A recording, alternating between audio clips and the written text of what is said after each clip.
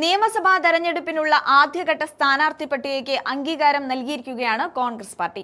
Sitting MLA-മാർ അടക്കം 31 പേരാണ് ആദ്യഘട്ട പട്ടികയിലുള്ളത്.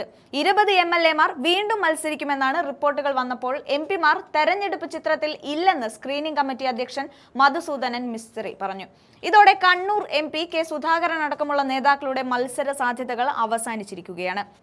MP-മാർ മത്സരിക്കുന്ന കാര്യത്തിൽ ഹൈക്കമാൻഡ് തീരുമാനമെടുക്കുമെന്ന് നേരത്തെ KPCC പ്രസിഡന്റ് സണ്ണി ജോസഫ് സൂചിപ്പിച്ചിരുന്നു. എന്നാൽ നിലവിലെ തീരുമാനങ്ങൾ പരിശോധിച്ചാൽ MP-മാർക്ക് സീറ്റ് നൽകാനുള്ള സാധ്യതയില്ല എന്ന സൂചനയാണ് ലഭിക്കുന്നത്. കേരളത്തിൽ KC വേണുഗോപാൽ ഉൾപ്പെടെ MP-മാർ മത്സരിക്കാൻ ഒരുങ്ങുന്നു എന്ന തരത്തിൽ വാർത്തകൾ നേരത്തെ തന്നെ പുറത്തു വന്നിരുന്നു.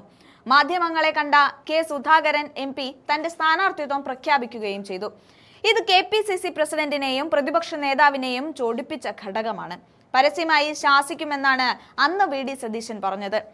പിന്നാലെ കെ സുധാകരൻ അനുകൂലികൾ പ്രതിഷേധവുമായി രംഗത്ത് വന്നിരുന്നു. എന്നാൽ നേരത്തെ പ്രഖ്യാപിച്ച നിലപാടുകളിൽ നിന്ന് പിന്നോട്ടില്ല എന്നാണ് KPCC പറഞ്ഞത്. ഇതോടെ കെ സുധാകരൻ പാർട്ടിയിൽ കലാപക്കൊടി ഉയർത്തുമെന്ന് ഉറപ്പാണ്. അദ്ദേഹത്തിനെ സംബന്ധിച്ച് നിയമസഭയിലേക്കുള്ള അവസാന അവസരമാണ് മുന്നിലുള്ളത്. ജയിച്ചാൽ മന്ത്രിസ്ഥാനം ഉറപ്പാണ്. ആ സാഹചര്യത്തിലാണ് മത്സരിക്കാൻ MP തയ്യാറായത്.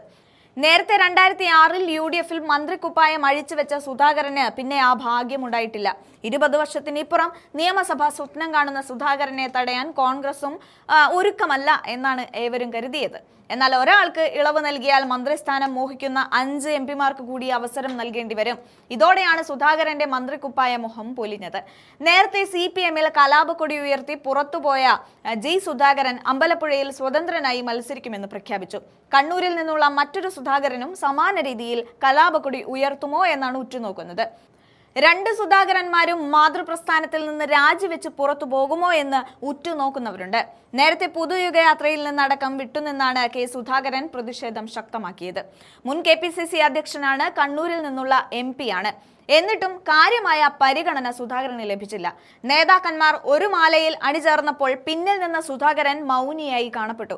സുധാകരന്റെ തീപ്പൊരി പ്രസംഗം കാണാൻ കാത്തുനിന്ന അണികൾക്ക് നിരാശയായിരുന്നു ഫലം. പ്രസംഗിക്കാതെ സുധാകരൻ മടങ്ങിയതോടെ യാത്രയിൽ കല്ലുകടിയാണെന്ന് ഇടതുപക്ഷ മാധ്യമങ്ങൾ വിധിയെഴുതി. അതിനവസരം നൽകിയ നേതാക്കന്മാരോട് പറയാം, സുധാകരനോട് കാണിച്ചത് നന്ദികേട് തന്നെയാണ്. മുതിർന്ന നേതാവാണ് സുധാകരൻ.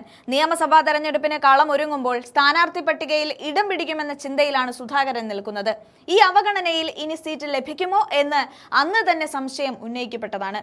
നേരത്തെ മഹാപഞ്ചായത്ത് വേദിയിൽ അപമാനിതനായതിന്റെ പേരിൽ പിണങ്ങി നിന്ന ശശി തരൂരിനെ ഏറെ പണിപ്പെട്ടിട്ടാണ് നേതാക്കന്മാർ അനുനയിപ്പിച്ചത്.